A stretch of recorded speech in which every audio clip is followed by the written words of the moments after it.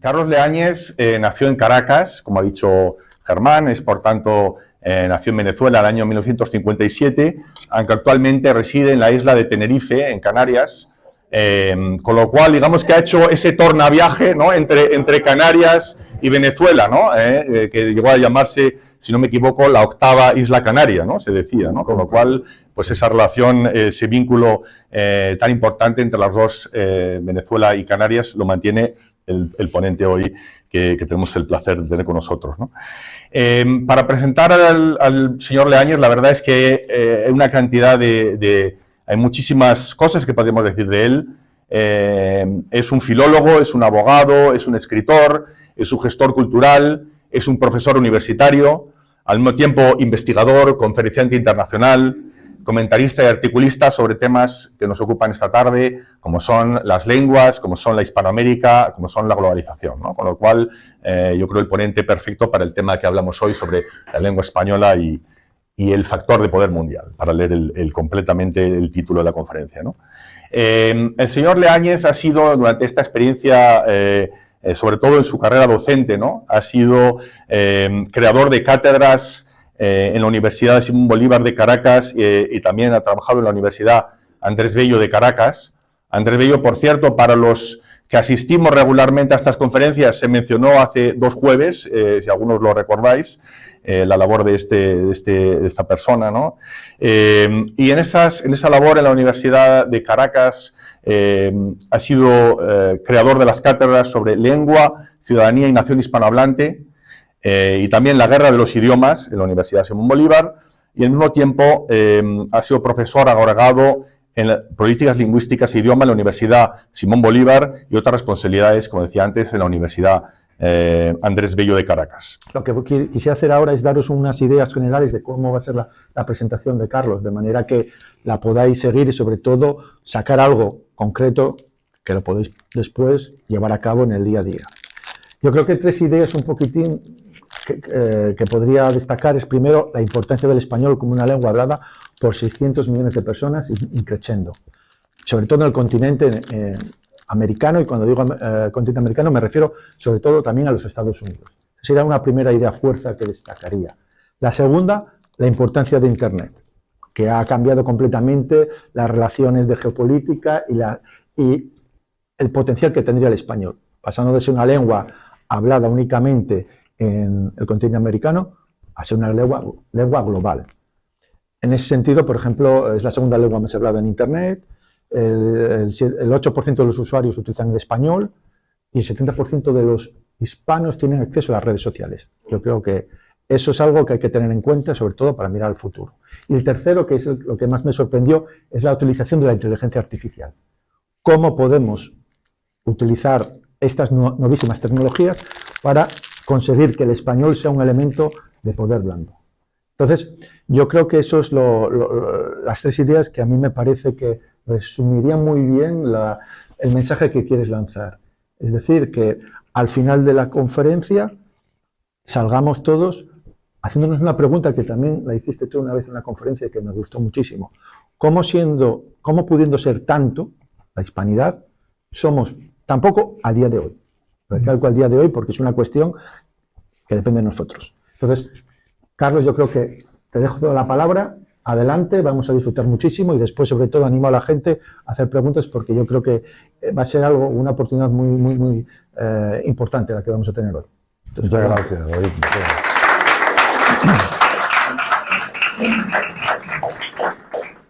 ¿Se oye bien? ¿Me oyen bien? Sí. Antes de comenzar, quería realmente excusarme por haber tenido que correr a comer un chocolate, pero el chocolate es el secreto del buen orador. Mejora el humor y activa el intelecto, lo cual es clave. Una pregunta que quería hacerles: ¿cuántas personas aquí no tienen el español como lengua materna? Una.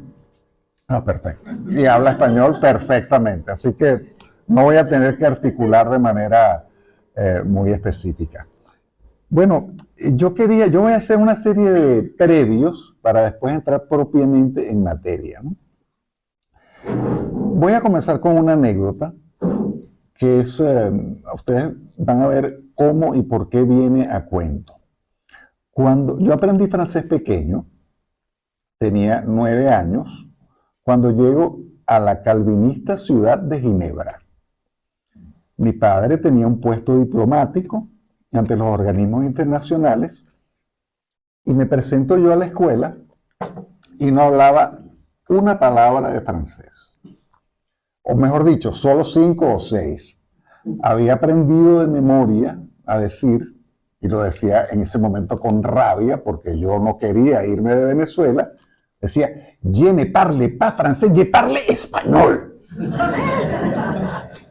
Entonces, bueno, yo llego al salón de clases y está una señora, la maestra, está pasando lista, y a medida que voy oyendo los nombres, veo que hay uno que debe hablar español por el nombre, ¿no? Llega el momento de recreo y yo me le acerco. Yo además era muy alto con respecto al grupo, casi todos le llevaba como una cabeza, ¿no? Entonces llego y este se llamaba Jorge y le llevaba como cabeza y media yo en ese momento. Y me le paro al lado en el recreo y le digo, Jorge, pide perdón. Claro, porque previamente había detectado que su acento, hablaba español, era mi aliado, supuesto, pero no solamente hablaba español, es que también era español. Y entonces ahí había un problema, ¿no? Entonces yo oigo que tiene acento español y le digo, pide perdón. O sea, porque ustedes creen que lo de AMLO es una cosa que se le ocurrió a AMLO. No. Es decir, yo como niño estaba imbuido en la leyenda negra. Absolutamente imbuido en la leyenda negra.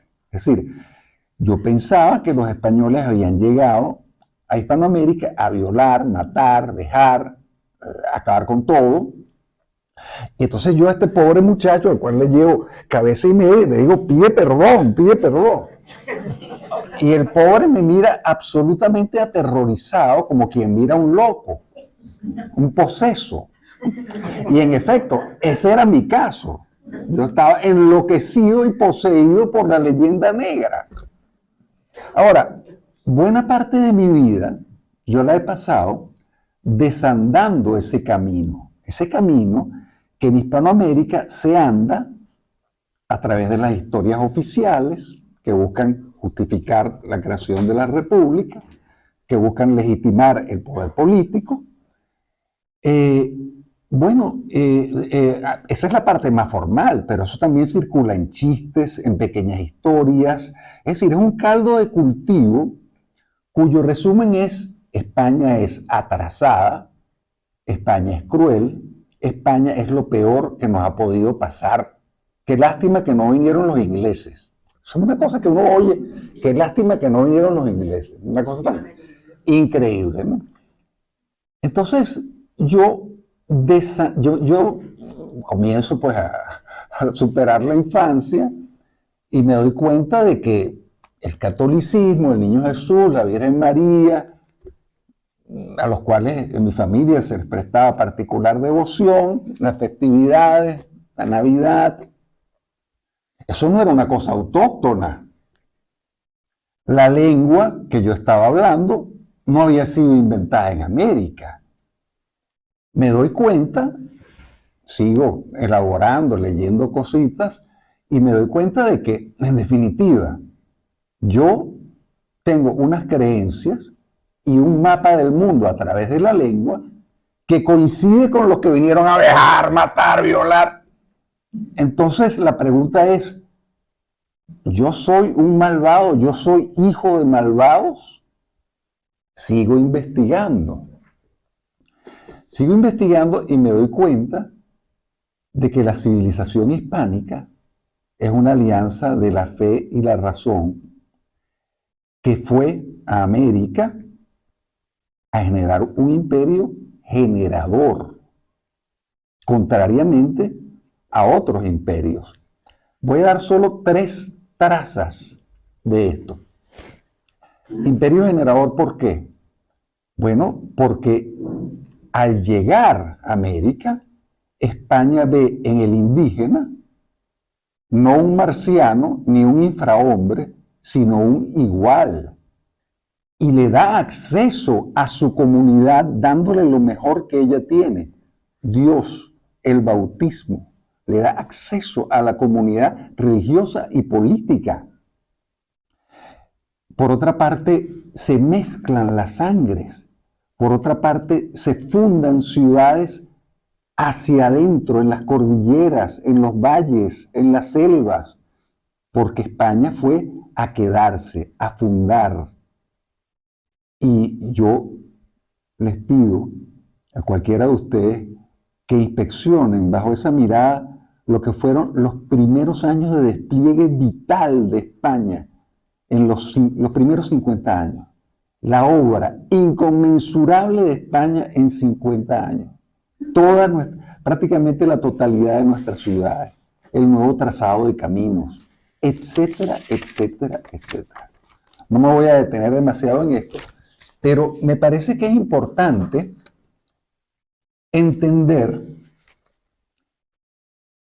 una cosa que me dijo una vez el secretario general de la Unión Latina, Philippe Roussillon, que era francés, muy cercano al general de Gaulle, por cierto, era un geolingüista, y me decía, él me llamaba Leáñez, ¿no? Me decía, Leáñez, si los hispanos que están en Estados Unidos fuesen franceses, los Estados Unidos serían una provincia de Francia. Y yo pregunto, ¿y por qué no ocurre eso? Es decir, ¿por qué los Estados Unidos no es al menos ya un país bicultural y bilingüe? ¿Por qué? Puede tener que ver con esas historias inhabilitantes que yo me contaba cuando era niño y que yo tuve la fortuna de poder desandar, pero que la mayoría de las personas no han desandado. Entonces, estamos en prolegómenos, todavía no hemos entrado en materia. Pero quiero que quede como ese substrato, ¿no? Hay unos relatos, unas historias inhabilitantes que nos impiden a los hispanos desplegarnos a plenitud. Y esto es muy grave, muy grave. Y esto hay que desandarlo. Esa es la misión de Héroes de Cavite, por ejemplo, ¿no? Segundo previo. Ustedes recordarán todos el episodio de Babel en la Biblia, ¿no? Tenemos a Yahvé, que recordemos que Yahvé no es Jesucristo, porque Yahvé es militarista, es decir, le gusta el poder, está pendiente es el señor de los ejércitos. Y Yahvé se da cuenta de que la humanidad está convergiendo en un punto y hablando un idioma, y gracias a eso está construyendo una torre que desafía su poder y que está llegando al cielo mismo. Y Yahvé no quería que le dieran un golpe de estado. ¿No? Yahvé no quería, Yahvé, repito, no es Jesús, no pone la otra mejilla, y por lo tanto dice, yo tengo que acabar con esto. Y literalmente, casi literalmente, no recuerdo la cita exacta de la Biblia, dice, como hablan un solo idioma, podrán proponerse cualquier empresa y lograrla. Entonces, aquí hay unas claves de poder que yo también quiero que tengamos presentes. Cuando hay grandes volúmenes de personas en convergencia territorial, hablando una lengua, las posibilidades de combinación que existen entre esas personas, la variedad de la oferta, de la demanda, la escala, etcétera, etcétera, generan una posibilidad de poder que Yahvé detectó muy bien. Muy bien. El español es una megalengua, es lo que yo llamo megalengua. Es una de las 2, 3, 4 megalenguas que existen en el mundo. Sin embargo, todavía no nos ha permitido desplegar el poder a los hispanos el poder que nosotros necesitamos, no para dominar a nadie, sino para no ser dominados, para no ser subordinados, para no ser relativamente periféricos. No hay ningún país hispanohablante, ni uno, que sea realmente decisivo de los asuntos mundiales. Ni México, ni Argentina, ni España. Son países, bueno, que no están, como decimos en Venezuela, dando la hora. Entonces tengamos estos dos substratos en la conciencia para ir llegando al tema y para buscar responder a la pregunta que yo me hago todos los días frente al espejo y que David más o menos parafraseó. Yo me digo, me veo en el espejo antes de afeitarme y digo, ¿cómo es posible que habiendo sido tanto, pensemos en el siglo XVI y XVII, vayamos siendo tan poco? ¿Cómo es posible eso? ¿Qué es lo que ha operado? Y un poco, esa es la pregunta que vamos a tratar un poco de responder en esta presentación, tomado de la mano del idioma. Porque, ¿qué es lo que pasa? A comienzos del siglo XIX hubo una guerra llamada de independencia en Hispanoamérica, las guerras de independencia hispanoamericana. Ese es el rótulo oficial, pero eso no fue una guerra de independencia, eso fue una guerra de secesión. Porque nosotros no éramos de España, nosotros éramos España. Venezuela era una provincia de España. No había una situación colonial. Nosotros, usted agarraba en 1808 a una persona que circulaba cerca de Caracas y le preguntaba, ¿qué eres tú? Lo primero que le iba a decir es católico, porque la religión era lo más importante. ¿Y qué más? Vasallo de su Real Majestad. Entonces, esos eran los factores que estaban operando a plenitud y que una pequeña élite en sintonía con poderes mundiales y con ideas que estaban avanzando, bueno, hacen esta no solo separación de España, lo cual uno diría, bueno, nuevos tiempos, estaban muy lejos, pero donde la cosa se pone sospechosa es cuando vemos que no solamente hay una separación de España, sino que España es troceada en 20 pedazos en Hispanoamérica. ¿Por qué eso no ocurrió en Brasil? Momento de reflexión. Entonces, bueno, tengamos esto en el substrato de nuestras mentes y vamos a la siguiente lámina. Nada es tan impredecible como el pasado. El pasado es totalmente impredecible, porque en realidad lo que nosotros tenemos como pasado es una interpretación. A nosotros nos hacen un resumen rápido. Por ejemplo, los 300 años previos a las repúblicas hispanoamericanas es un tiempo de coloniaje. De coloniaje, que es una manera aún más deleznable y despectiva de decir colonia, ¿no? Es un tiempo de coloniaje donde básicamente éramos unos esclavos de unos seres malvados. Entonces, claro, eso es completamente falso. Eso no resiste un análisis fáctico. Pero en realidad, la historia a nivel de las masas básicamente es una labor de corte y edición y resumen para beneficiar un poder. ¿Cuál poder? El poder de las repúblicas hispanoamericanas actuales. Es decir, las repúblicas hispanoamericanas actuales tienen que justificar la amputación, la separación de España y la amputación de lo hispánico. Porque no es solo que nos separamos de España, sino que además, oye, vamos a ver cómo nos quitamos esto de encima y nos volvemos franceses, ingleses, alemanes, lo que sea, pero españoles no, porque eso es el atraso. ¿Mm? Entonces, es decir, quien controla el pasado determina el presente. Cuando uno vive pensando que uno es víctima de un victimario, eso genera unas actitudes absolutamente inhabilitantes para estar en un mundo competitivo. Entonces, quien controla el pasado, controla el presente y en buena medida determina el futuro. Entonces, es urgente para los hispanos romper con el relato inhabilitante de la leyenda negra, no solo porque nos conviene para caminar erguidos y sentirnos bien, sino porque el relato negro legendario es absolutamente falso a nivel fáctico. ¿Cuáles son las grandes columnas? El genocidio americano, bueno, por favor.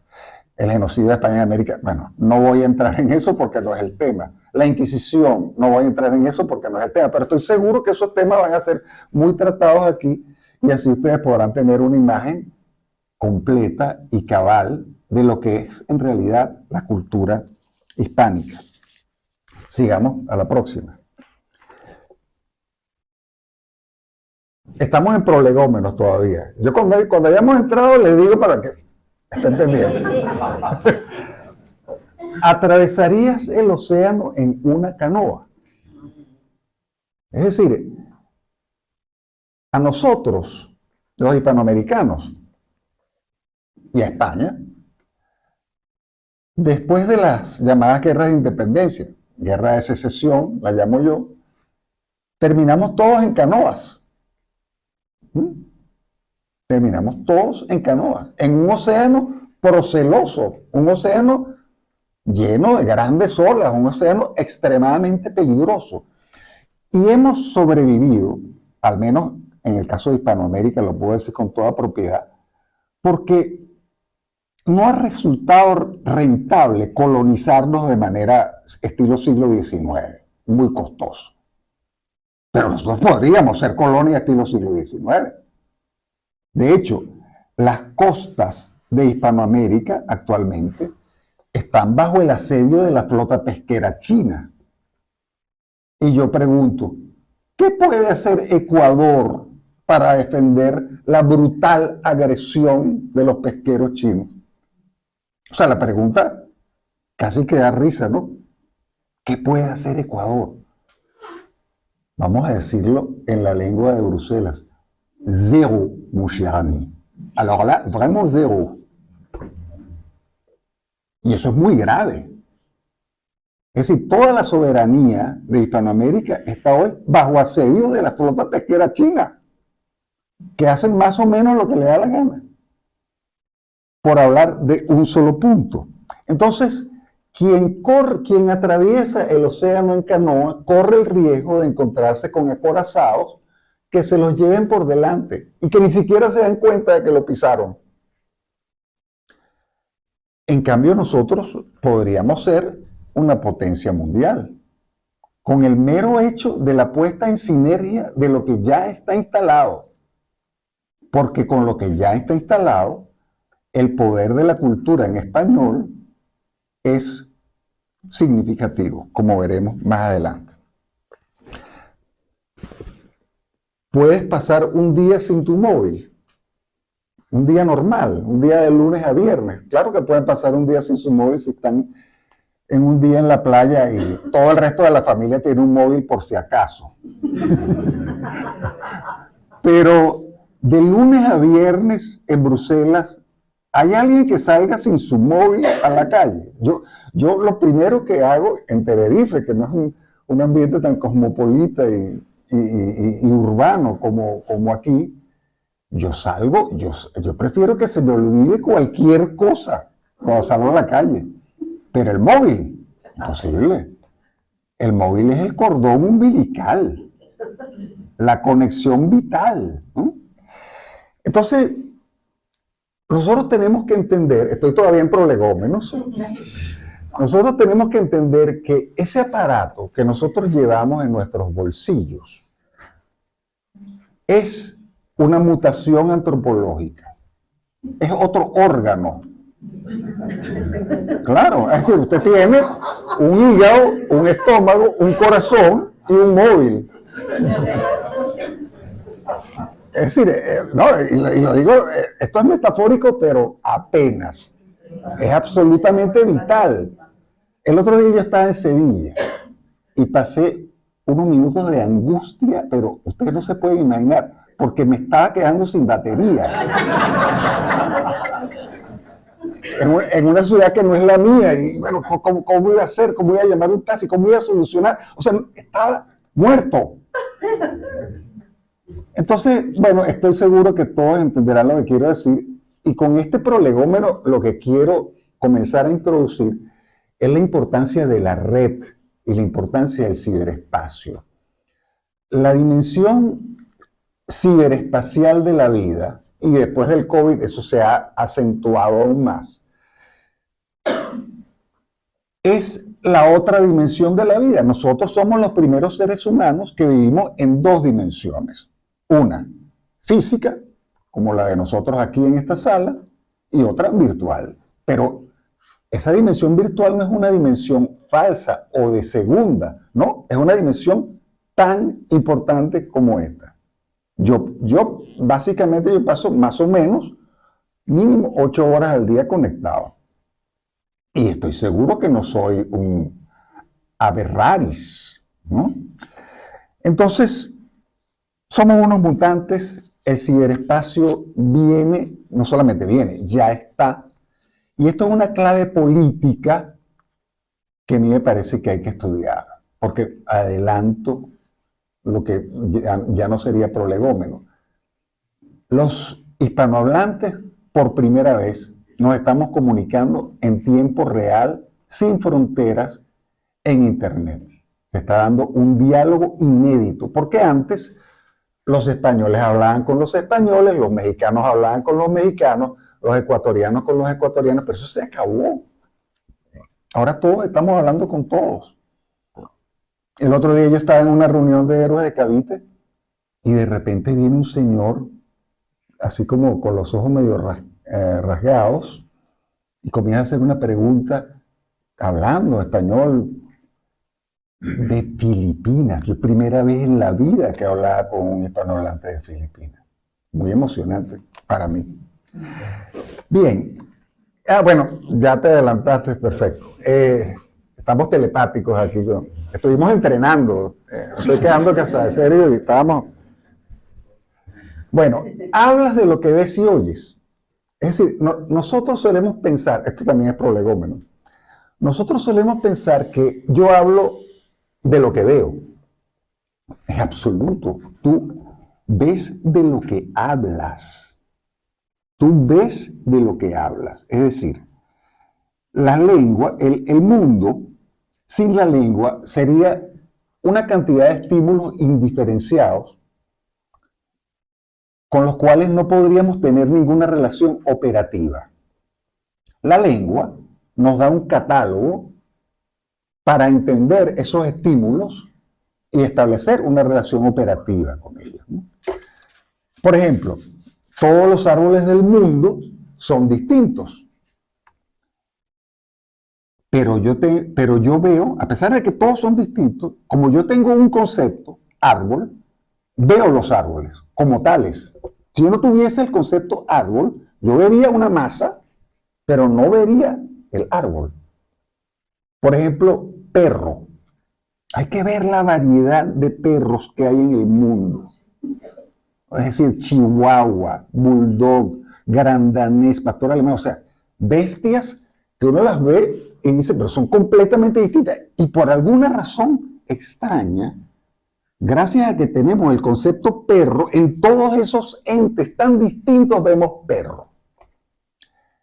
La lengua es una categorización del mundo que habla de las preferencias, de las necesidades de cada cultura y de los tabúes también. Por ejemplo, cuando a una persona se le mueren los padres, se llama huérfana, pero cuando a unos padres se le muere un hijo, no hay palabra. Eso es muy interesante, porque nos habla de algo tan abrumador que mejor es que no exista un concepto denso.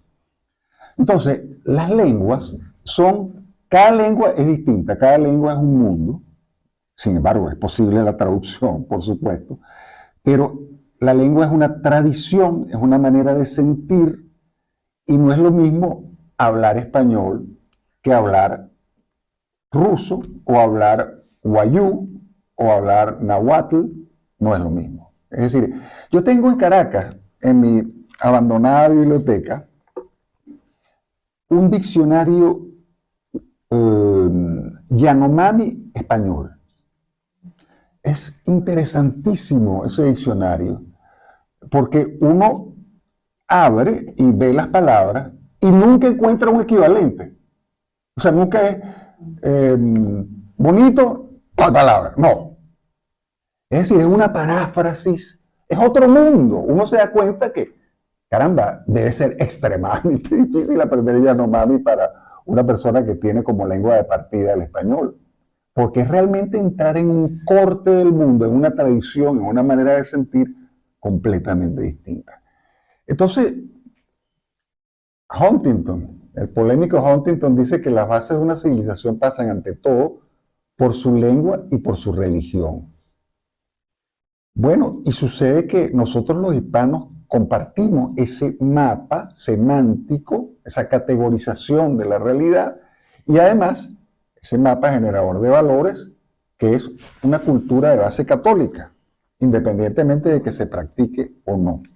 Entonces, aquí lo que quiero establecer en este prolegómeno es que la lengua no es un código intercambiable, la lengua es una manera de ver el mundo, inclina nuestra percepción, y el compartir la lengua es el compartir un territorio de significación, cuyas consecuencias son, bueno, podríamos hablar de ello bastante más tiempo, y lamentablemente solo tengo, según me dijo Sergio, 8 horas para tratar de redondear esto.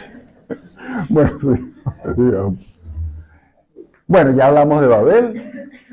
Entonces, ahora sí vamos a entrar directamente en el asunto que más nos va a estar ocupando. Y esto es tan así que yo me voy a tener que quitar esto. No solamente comí el chocolate, no traje corbata, en fin, un desastre desde ese punto de vista del protocolo. Entonces, debilidad de las lenguas. Esta es una foto rápida del panorama lingüístico mundial. En el mundo existen aproximadamente 7.000 lenguas. Digamos que para comienzos del siglo XV existía el doble. Y las proyecciones indican que para finales de este siglo va a existir la mitad, 3.500 lenguas. La segunda línea es particularmente impactante, porque la base poblacional de las lenguas es muy exigua, pero que muy exigua. La precariedad de la mayoría de las lenguas del mundo es absolutamente total, porque 6.500 lenguas son habladas por el 5% de la humanidad.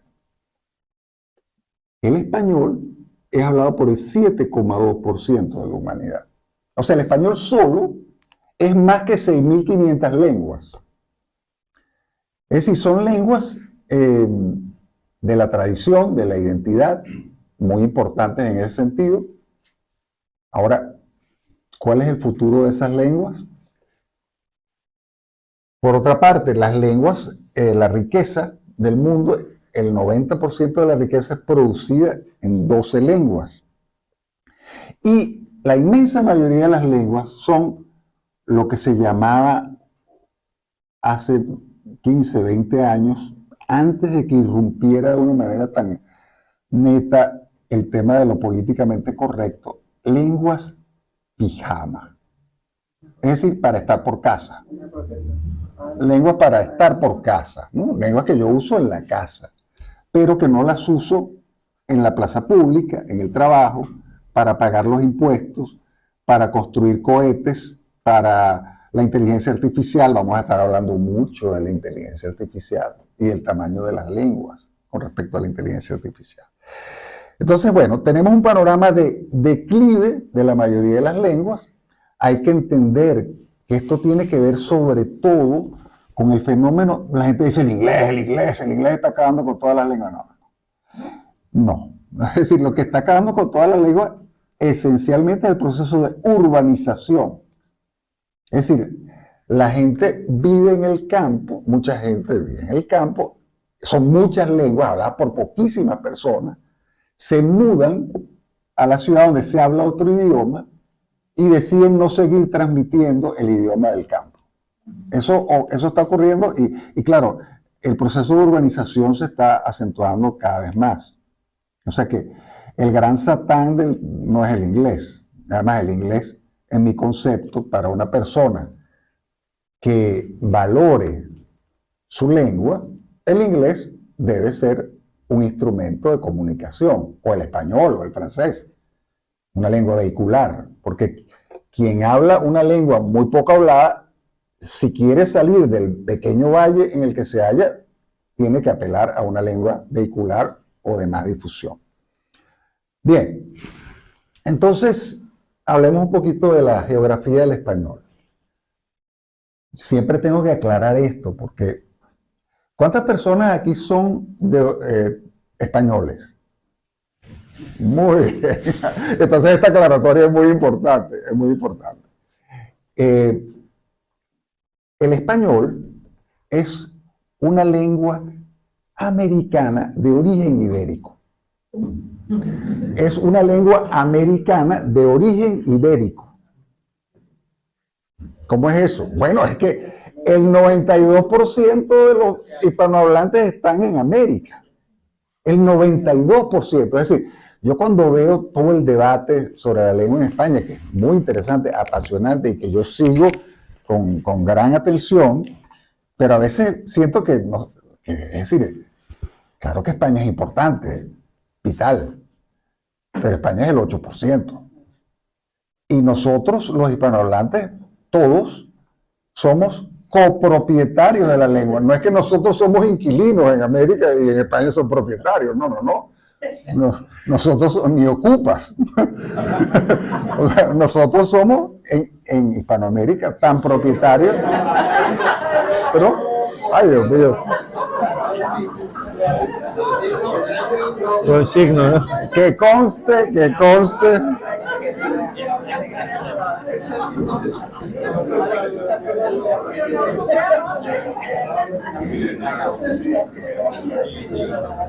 Bien, continúo.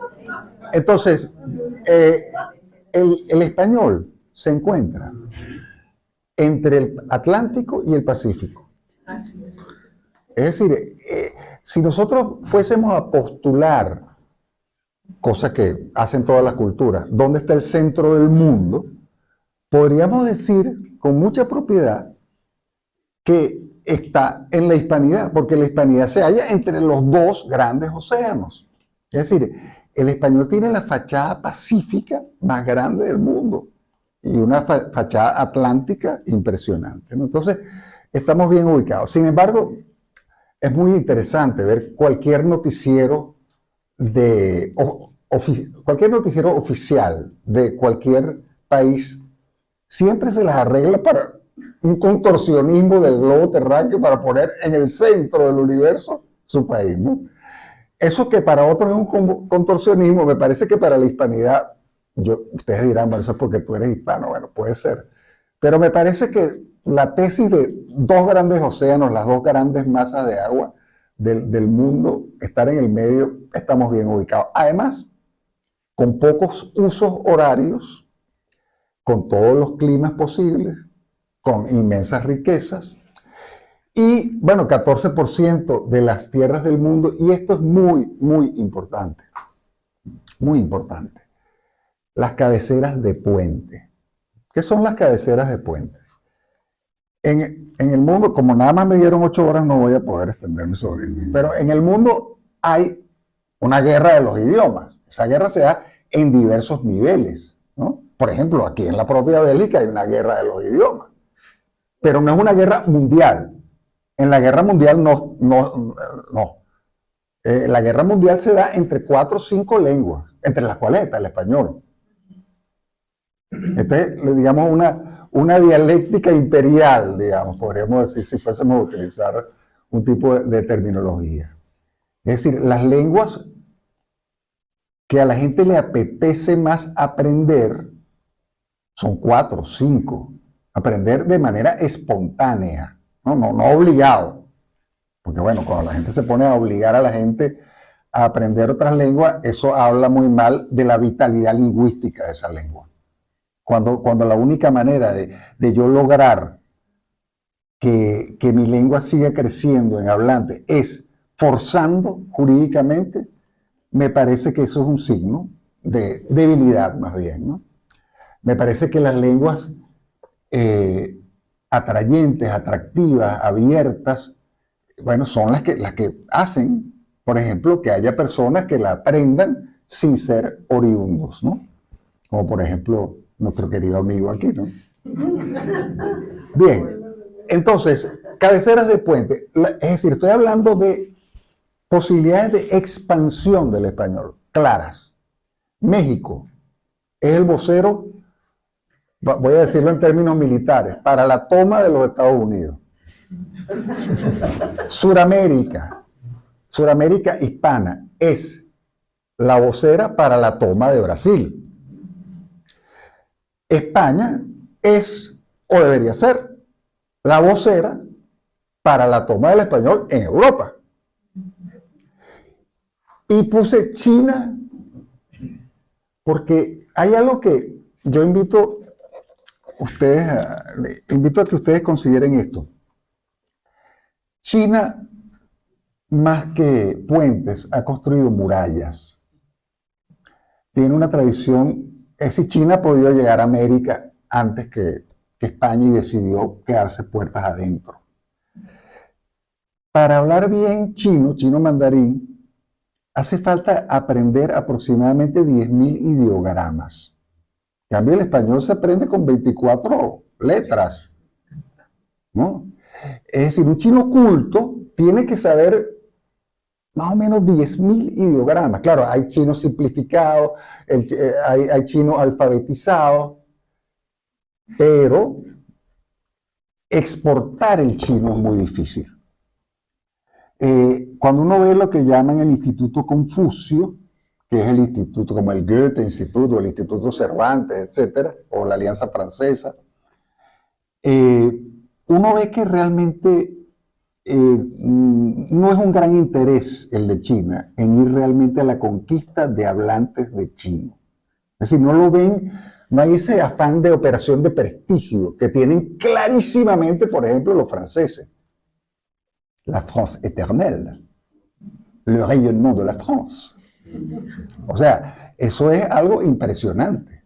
O sea, en Venezuela, en la Embajada de Venezuela, de Francia en Caracas, que es un edificio de 7 pisos, hay un piso entero consagrado a la enseñanza del francés en Venezuela y a la difusión de la cultura francesa en Venezuela.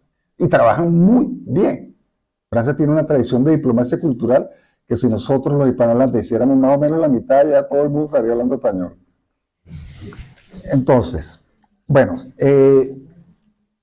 China es un país más bien aislacionista y que tiene claro que, dado que la mayoría de los candidatos a aprender otras lenguas en el mundo son de hablas indoeuropeas, el ponerse a aprender chino va a resultar muy cuesta arriba, muy cuesta arriba. Y China tiene un pequeño problema con la cultura anglo. Todos recordaremos la guerra del opio, todo el oprobio que ocurrió en esa época. Los chinos no han olvidado eso. Y a los chinos puede interesarles no apuntalar el inglés como lengua mundial.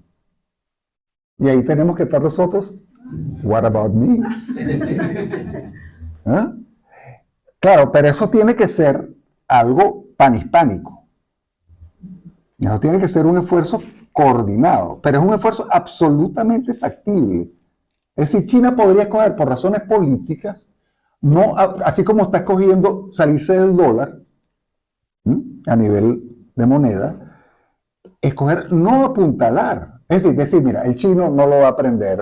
O sea, uno se tarda en aprender chino a partir de una lengua indoeuropea más o menos 6 veces más que para ir hacia otra lengua indoeuropea. Entonces, el costo-beneficio es demasiado complicado. Además que el inglés ya tiene una capacidad instalada bastante grande. Pero China es si nosotros tuviésemos una diplomacia panhispánica operativa, eso sería un objetivo bastante factible. Porque China podría tomar una decisión política de, en vez de apuntalar al mega imperio, bueno, anotarse con una lengua que es una megalengua, pero que no es aquella que los humilló en el siglo XX. Bueno, sigamos. Magnitudes generales del español. Es la primera lengua de América. 60% de América habla español. Yo cuando llamo, yo tengo una mermante cuenta de ahorros en Estados Unidos, angustiosamente mermante cuenta de ahorros de los Estados Unidos, y a veces llamo para hablar cuestiones relativas a mis exiguas cantidades, y cuando me atienden digo 3 palabras que me ponen en un trono de poder. Español, por favor. 1 minute, sir. Rápido. Bueno, y en menos de 1 minuto aparece alguien hablando español. Vayan a los Estados Unidos y los reto a que lleguen a un sitio donde nadie habla español, nadie los puede ayudar en español. Muy difícil. Muy difícil. Y, bueno, eso lo sabrán muy bien aquí en Bruselas. Lo primero que hay que hacer en una negociación lingüística es en qué lengua vamos a hablar. Porque está demostrado que cuando yo abandono mi lengua, yo me vuelvo un hablante de segunda. Y no estoy inserto en las redes de connotación y de notación y todas las asociaciones posibles que yo tengo dentro del marco de mi lengua. Yo me vuelvo una especie de lisiado, camino pero cojeando. ¿Alguien ha sentido esto aquí en Bruselas? Entonces, entonces, fíjense, la gran ventaja, nosotros los hispanohablantes podemos hacer que el español sea, por ejemplo, lengua de trabajo de las instancias europeas. Pero bueno, es decir, nosotros podemos hacer que a Brasil vuelva la enseñanza del español en las escuelas, cosa que hubo un periodo donde se hizo, ahora está frenado, etc. Nosotros podemos irrigar los Estados Unidos de una manera mucho más intensa de lo que se está haciendo, pero hay que ponerse en ello. El español es la primera lengua latina. De los herederos del latín, de cada 2, 1 es hispanohablante. El resto, francés, catalán, etc. Pero 2 de cada 1. Es decir, el español es una lengua de una magnitud impresionante. Es la primera en implantación. Y ustedes dirán, ¿qué es esto? Bueno, por ejemplo, la implantación del inglés en los territorios que lo tienen como lengua oficial es de aproximadamente el 36% de la población. Y ustedes dirán, ¿qué es eso? Bueno, esa implantación es más alta en Nueva Zelanda, Australia, Estados Unidos, Gran Bretaña, pero cuando uno se va a la India, a todo lo que es África, toda esa cantidad de países que tienen el inglés como lengua oficial, pero no lengua materna generalmente, allí ya, bueno, la implantación es más débil. La implantación plena se da cuando la lengua no es solo oficial, sino materna. del corazón.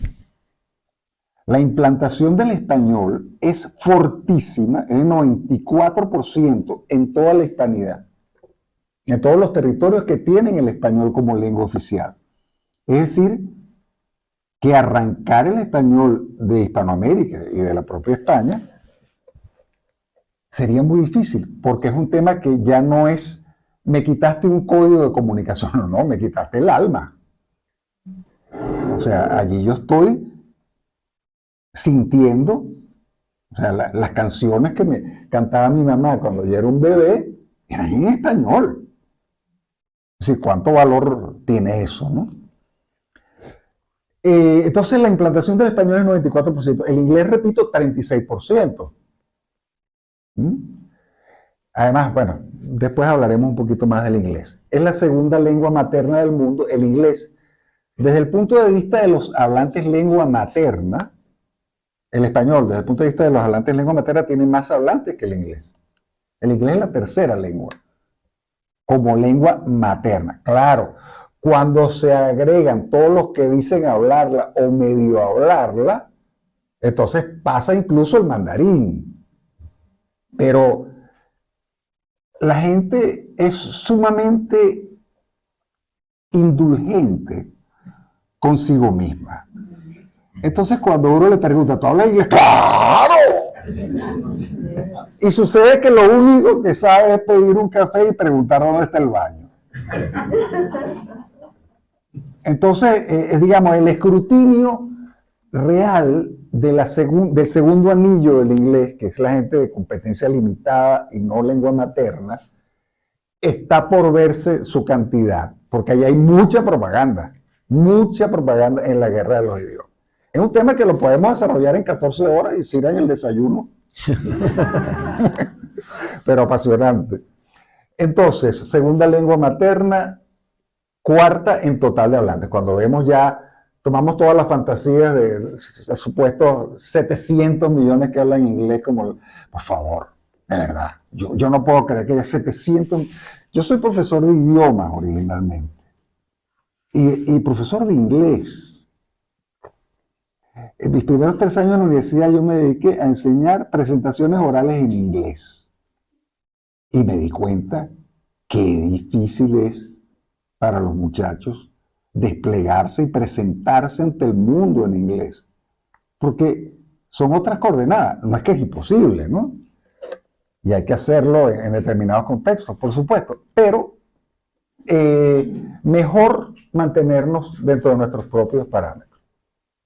Oye, pero está...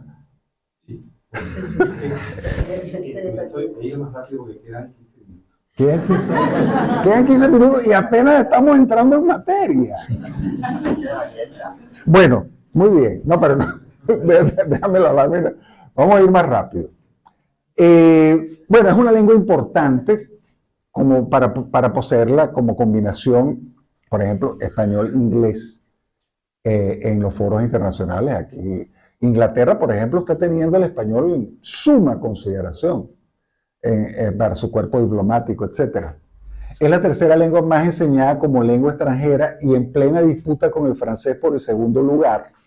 Ya el francés y el español están en una guerra a muerte por el segundo lugar en muchas cosas, ¿no?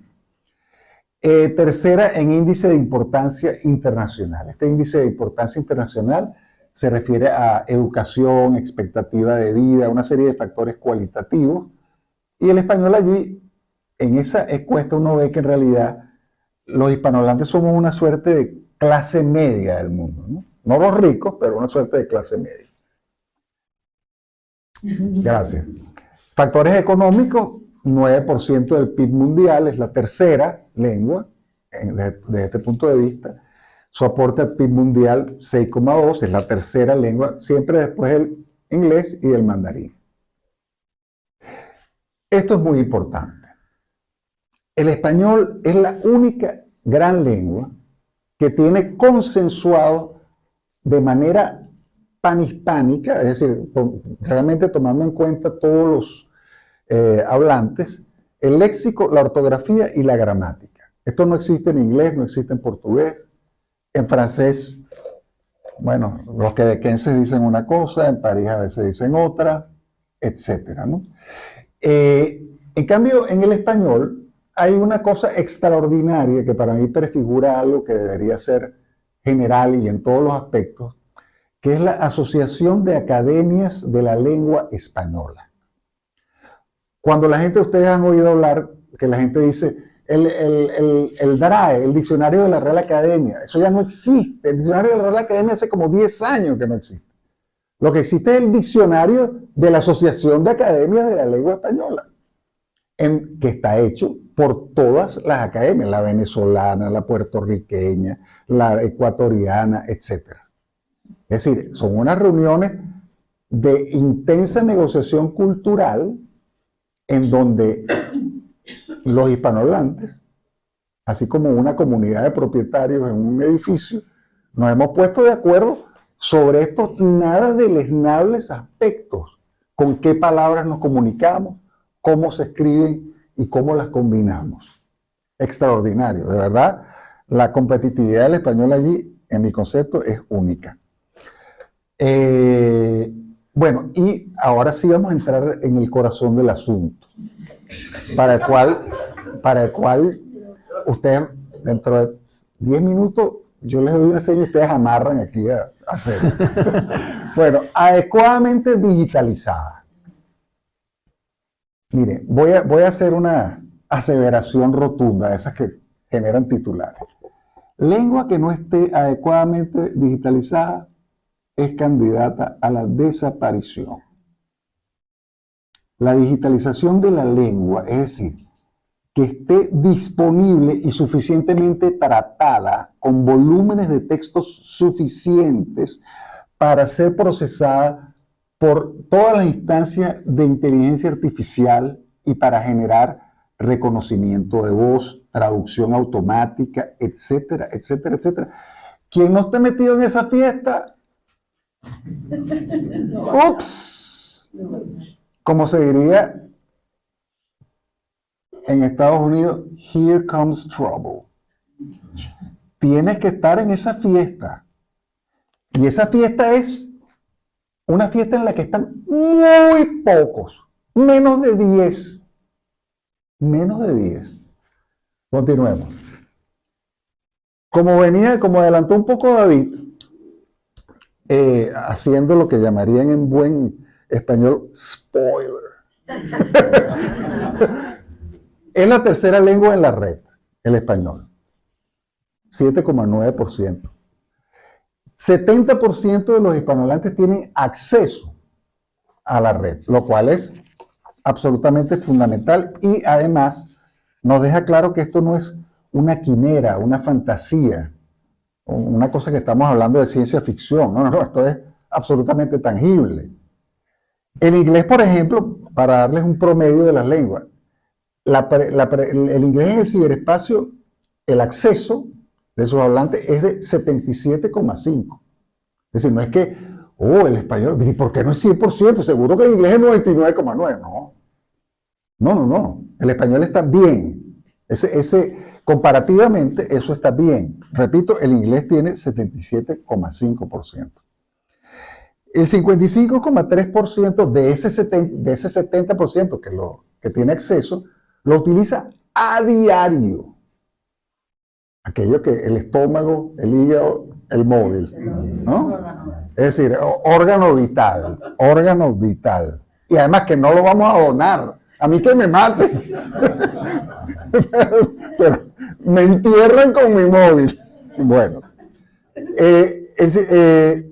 8 horas al día en promedio. Esto es brutal.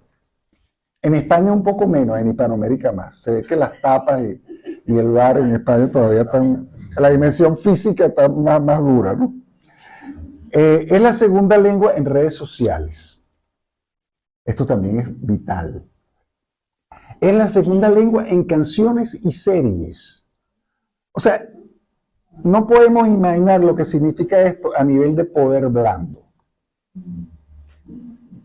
Para aquellos que necesiten traducción, soft power. No podemos imaginarnos lo que eso significa. Yo hice este ejercicio con Spotify. Dame las 10 canciones más populares en 2022. 10 canciones. 4 en español, 6 en inglés. Caramba, no está mal. No está mal. Por eso es que, es decir, nuestra cultura es cada vez más apetecible. ¿No? O tal de que les guste el reggaetón. Bueno. Segunda, en canciones y series. Y aquí entra Gerardo Pérez Torres. Es un gran amigo, Gerardo Pérez Torres. GPT, Chat GPT. Yo lo llamo Gerardo Pérez Torres. Pues es que, o sea, yo confieso que ya yo he desarrollado una intimidad. Yo todos los días le pregunto algo a Gerardo. Mi querido Gerardo, ¿qué piensas tú de esto? Y siempre me da una respuesta un poco sesgada, un poco progre, a veces incluso con errores, pero bueno, yo lo filtro. ChatGPT y Bard. Todos ustedes tendrán acceso, habrán inspeccionado un poco el asunto y se darán cuenta de lo siguiente. O bueno, no se darán cuenta, porque esto hay que... Yo en mis conversaciones con Bard un poco menos, pero con Gerardo Pérez Torres sobre todo, le he preguntado ¿en qué idiomas funcionas tú mejor? A Gerardo Pérez Torres le he sido tan específico como esto.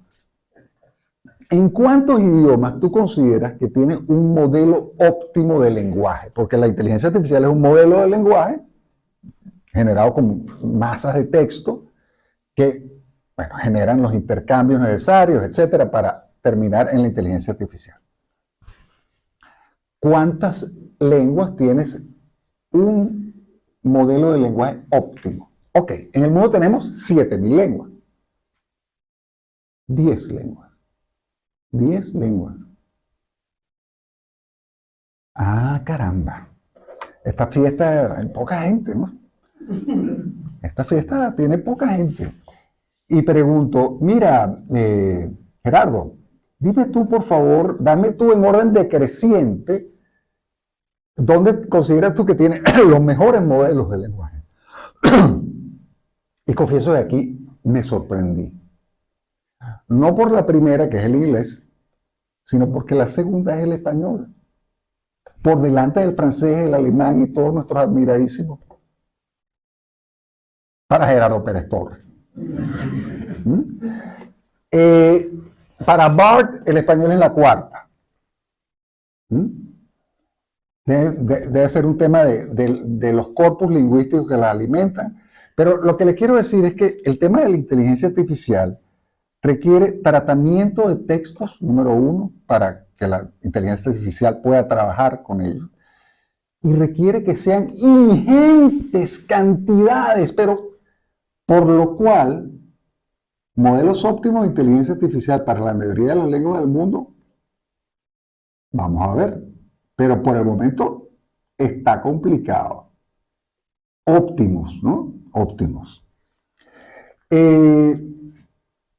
Hay otra cosa que ha ocurrido en España, que es, a raíz del COVID, se ha desarrollado una serie de proyectos llamados PERTES, que son proyectos estratégicos para la recuperación y transformación. Y entonces, que si para el coche eléctrico, que si para las cuerdas de arpa egipcia, etc. Entonces, uno de los 8 o 10 aspectos que escogió el gobierno actual de España es la nueva economía de la lengua. El presupuesto de eso es de 1.200 millones de euros. Ese es el presupuesto bianual de la UNESCO entera. Y básicamente es para inteligencia artificial. Yo vi eso y dije, bingo, eso está bien. Eso refuerza cualitativamente el español. Ojo, que ya está bastante reforzado. Pero digamos, un impulso público no está mal, porque el español sencillamente está en todas partes porque el volumen de negocios que genera hace rentable invertir en el español por parte de los entes privados. Pero aquí hay una voluntad pública que también puede tener cierto interés. Estoy temblando, serio. Tenemos todo entonces. Recordemos el episodio de Babel. Nosotros tenemos grandes cantidades de hablantes que ahora están pudiendo converger en un territorio. Ustedes me dirán, ¿cuál territorio? Pues el ciberespacio.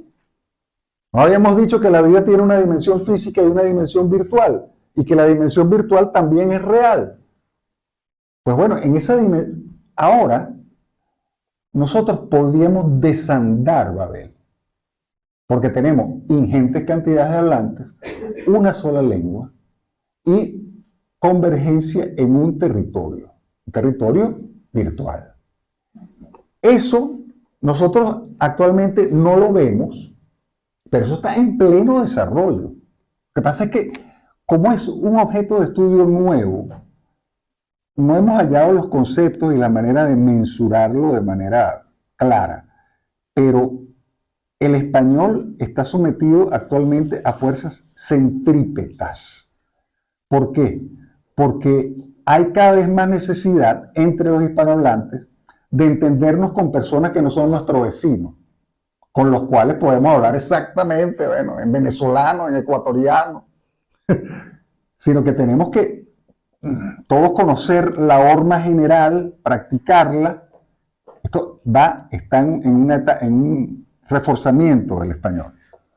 Entonces tenemos 550, perdón, vamos al anterior, tenemos 550 millones de personas, tenemos la cantidad, tenemos el código común, la lengua, y tenemos el territorio de convergencia, que es el ciberespacio. Tenemos todo o casi, porque entonces aquí tenemos que entrar rápidamente. No, tenemos todo casi.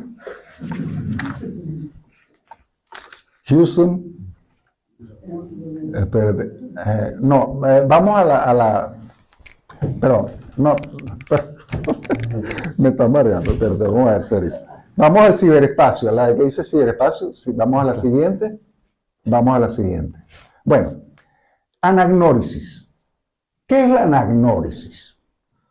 No es un medicamento, es una palabra griega que seguramente muchos de ustedes conocerán, aunque yo no la conocía hace 6 meses.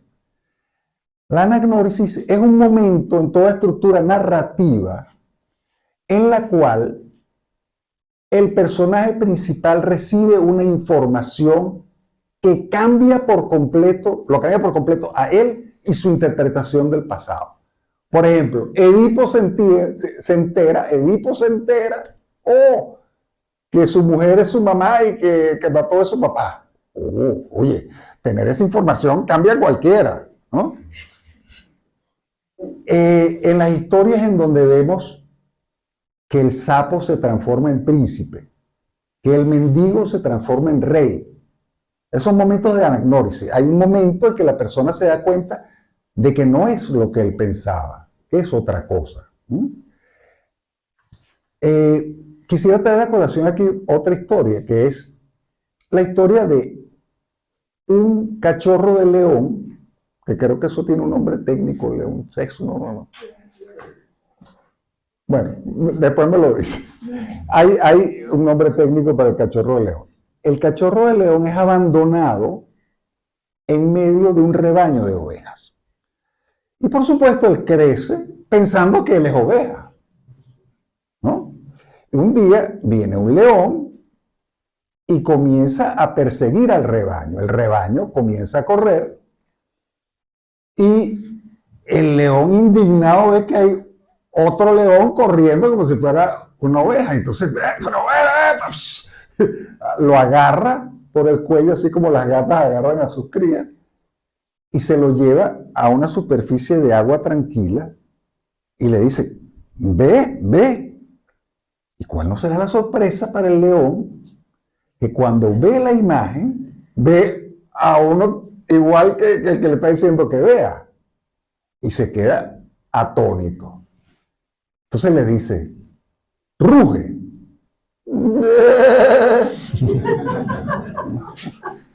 No, la cosa es así.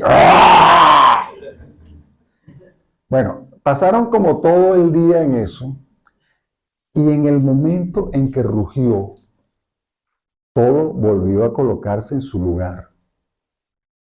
Llegó el momento de anagnórisis. Los hispanohablantes vamos a tener que aprender mucho de esta anécdota.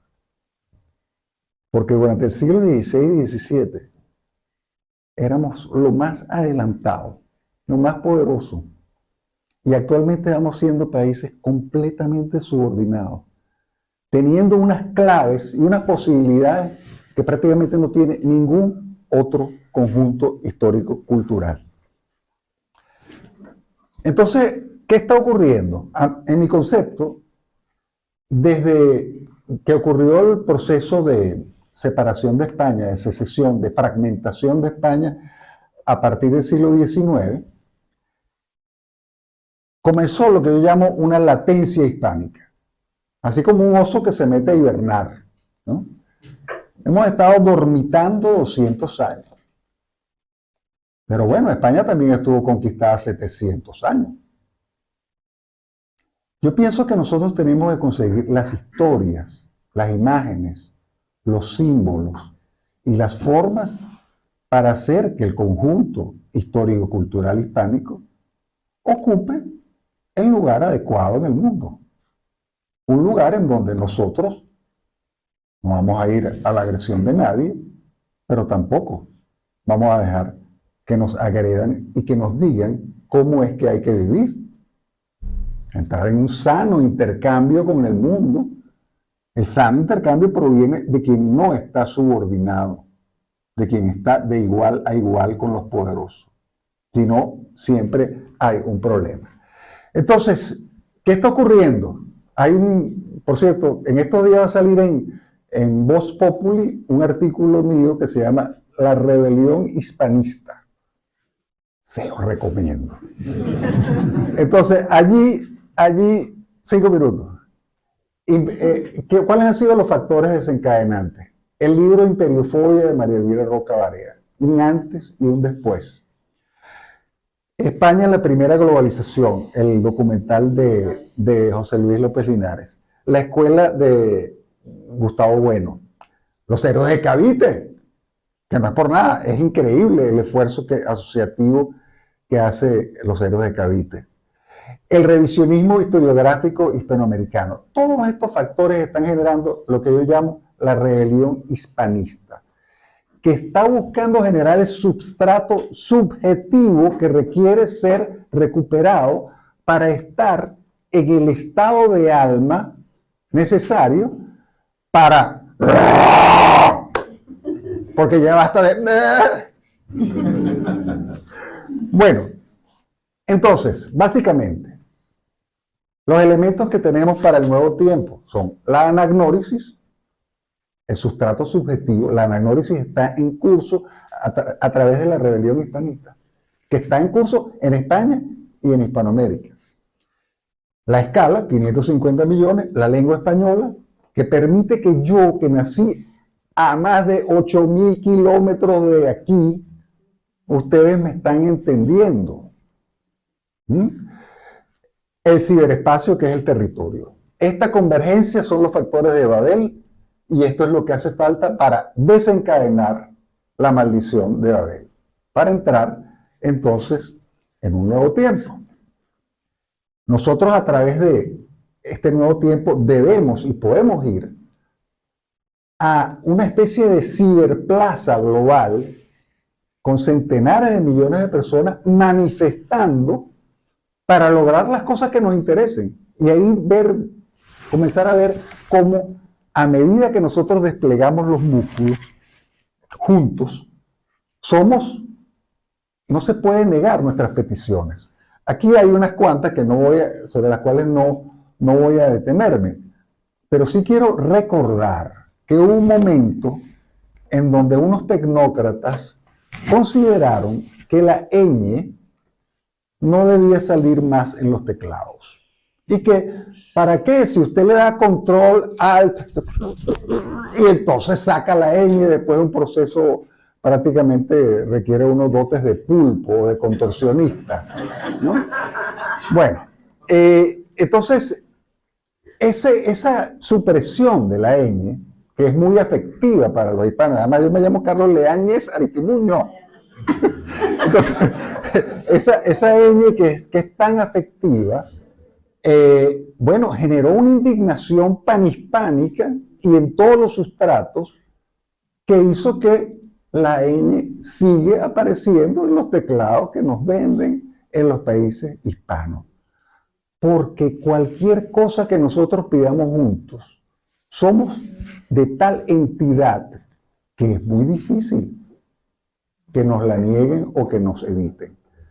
Entonces, yo pienso que nosotros debemos conseguir factores de intereses comunes y ponernos en una ciberplaza global y comenzar a abogar por ello y comenzar a ver cómo cuando nosotros hacemos juntos las cosas somos ineludibles y como cuando las hacemos por separado solemos estar en una impotencia relativa que ya bastante daño nos ha causado. Actualmente, contrariamente a todos los intentos previos que se ha hecho de unir a los hispanohablantes, cada uno de nosotros, desde un terminal de su ordenador, puede incidir en un proceso de cohesión panhispánica, buscando una causa, buscando un grupo, asociándose con otro grupo. Y esto ya está en curso, esto no es teoría, esto ya está en curso. Y va a ser cada vez más. En la medida en que comencemos a ver la racionalidad de hacer cada vez más cosas juntos y la irracionalidad que implica que un bloque histórico-cultural esté totalmente separado en lo político, comenzaremos a dar otros procesos. No sé si hay algo más. Bueno, y volveremos a la casa grande, ¿no? Yo pienso con toda franqueza que nosotros estamos llamados, los hispanohablantes, tenemos dos caminos: gradual desaparición o robustecimiento de la civilización hispánica como rama principal de la civilización occidental, que durante 200 años ha sido tomada por la civilización anglosajona. Muchas gracias.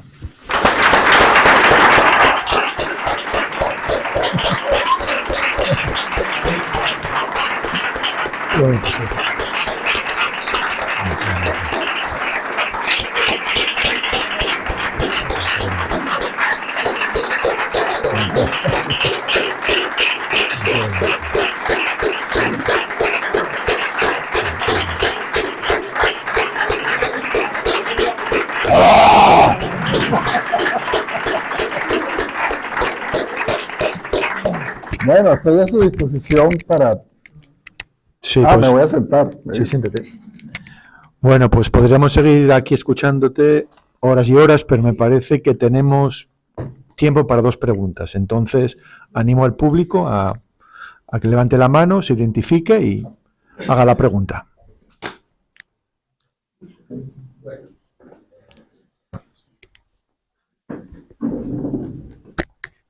Gracias.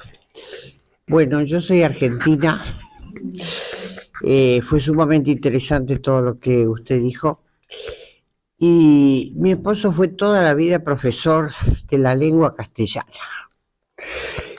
¿En qué momento pasamos, hace mucho tiempo de esto, en qué momento pasamos de hablar de la lengua castellana al español directamente? Porque nosotros en América, claro, recibimos la lengua castellana. En ese momento era Castilla la que llegó a América y nos trajo el castellano. ¿Cómo se pasa de la lengua castellana al español? ¿O en qué momento? O sea, no creo que soy concreta en lo que digo, ¿verdad? Porque inclusive los textos nuestros en la escuela primaria, en la escuela secundaria, en las facultades, se hablaba de el aprendizaje del castellano Yo misma cuando fui a la escuela secundaria, la materia era castellano. Teníamos matemática, castellano, botánica, qué sé yo, o sea, pero era castellano. Entonces, ¿qué historia? Claro, después me dediqué a la historia. Pero, ¿en qué momento se pasa? Bueno, ¿O qué es lo correcto? es decir, a mí me parece, vamos a ver, quien denomina, domina. Detrás de la denominación de la lengua hay una intencionalidad. En la fotografía del mundo de hoy, a mí me parece que el uso, sobre todo en España, de la palabra castellano deriva a poner al español como otra lengua de España. Y el uso de la palabra español deriva hacia poner al español como la lengua vehicular de España. A mí, y esto vale solo para mí, es decir, yo siempre hablo de español. Y a mí me parece que el castellano es la manera de hablar español en Castilla. A mí. Entiendo que eso es particular, porque es que el castellano habla de un origen, ¿sí? Pero lo que pasa es que ese origen se amplió a toda España como lengua vehicular y después a América. Quiero decirles que cuando cesa la administración de la corona en América, solo el 33% de la población habla español. Y a finales del siglo XIX, con el advenimiento de las repúblicas, a las cuales el catolicismo no les interesa tanto y lo que quieren es una fábrica de ciudadanos, a ellos sí se les impone el español, cosa que no hace España, y el español, la gran expansión del español es de la mano de los criollos después de la partida de España en el siglo XIX, después de la secesión. Entonces, a mí me parece que cada vez que yo veo, ustedes se darán cuenta de que yo soy obviamente hispanófilo, yo trato de hacer uso de la palabra España, hispano, etcétera, el máximo posible, porque me parece que es lo que nos une. Es muy importante, perdona que me pare, es decir, lo único que une a los hispanoamericanos es el factor hispánico. Todos los hispanoamericanos, en todos los países hispanoamericanos, hay, por supuesto, la otra raíz, la indígena, obviamente, y es una raíz que tenemos que honrar, que tenemos que respetar, que tenemos que conocer. Pero los indígenas no es raíz común, porque los mapuches no tienen nada que ver con los incas, ni con los tlaxcaltecas, ni con los caribes, ni con los timotocuicas. Es decir, su régimen de creencias, sus lenguas son completamente distintas. Entonces, lo que hace, lo que genera un factor común entre un mexicano, un peruano y un argentino, es el factor hispánico. Y por eso es que ese es el factor más atacado, por cierto. Porque el problema que hay que entender es que detrás de todos los combates lingüísticos, es que la gente, por supuesto, tiene derecho pleno a hablar su lengua, a hablar en la lengua que lo desee, etcétera, etcétera, y mantener su lengua de tradición y de identidad. Ahora, cuando eso significa que hay que generar un nuevo país, yo me permito enarcar una ceja. Porque ¿a quién le conviene tener países pequeños? A los grandes, ¿no? Y mientras más pequeños, mejor. Si es posible, del tamaño de El Salvador. Entonces, yo veo en todo el territorio hispanohablante, cualquier movimiento que pida secesión, lo veo con suma sospecha. Y muchas veces esto es atado a nacionalismos lingüísticos, ¿no? Lingüísticos o étnicos. Pero en definitiva, tenemos que entender que las cancillerías europeas y sobre todo la británica, tienen una memoria muy viva de lo que fue el Imperio Español y el poder que logró. Y no quieren que eso vuelva a ocurrir. Y es decir, podríamos extendernos sobre esto.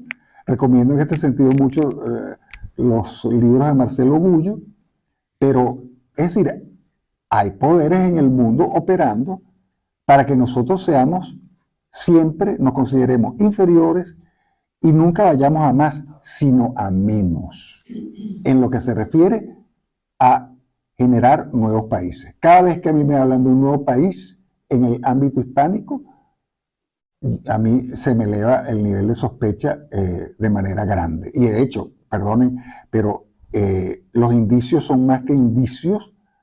Esto siempre es algo, por lo demás, por parte de quienes lo profesan de buena fe, relativamente poco inteligente, porque la irrupción de un nuevo microestado en el mundo no puede ser sino una forma de sujeción para ese microestado. Porque si ninguno de nuestros estados es plenamente soberano o suficientemente soberano, imagínense lo que le espera a cualquier secesión de los países hispanohablantes actuales. No voy a entrar en detalle. Pero en Venezuela decimos, quien le pega a su familia se arruina. Y quiero decirle que Simón Bolívar, yo no lo llamo el libertador, lo llamo el fragmentador. Es decir, a raíz de la obra que movilizó Simón Bolívar, mi país se acabó. Porque mi país no es Venezuela. Venezuela es una provincia de mi país. Venezuela es una provincia de mi país. A nosotros nos tienen metidos en la alucinación de que nuestros países actuales son nuestro país. No, no, no. Eso es los restos del naufragio. Un resto se llama Ecuador, otro resto se llama Chile, otro resto se llama Honduras. Pero nosotros éramos una potencia mundial.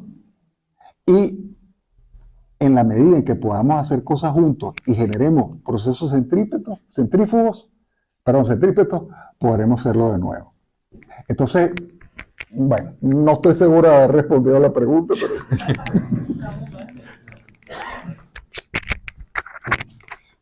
Muchísimas gracias por esta conferencia, Carlos. Ha sido magnífica. Me gustaría preguntarle, porque usted está hablando de civilización hispánica, ha hablado de la importancia del español en Estados Unidos, en Hispanoamérica, también incluso ha mencionado China, pero ha mencionado poco también la importancia quizás del español aquí dentro de Europa. En una de las diapositivas, por ejemplo, aparecía Gustavo Bueno, que considera que, por ejemplo, Europa es un mito. Es el libro suyo que se llama España frente a Europa, básicamente defiende esta tesis.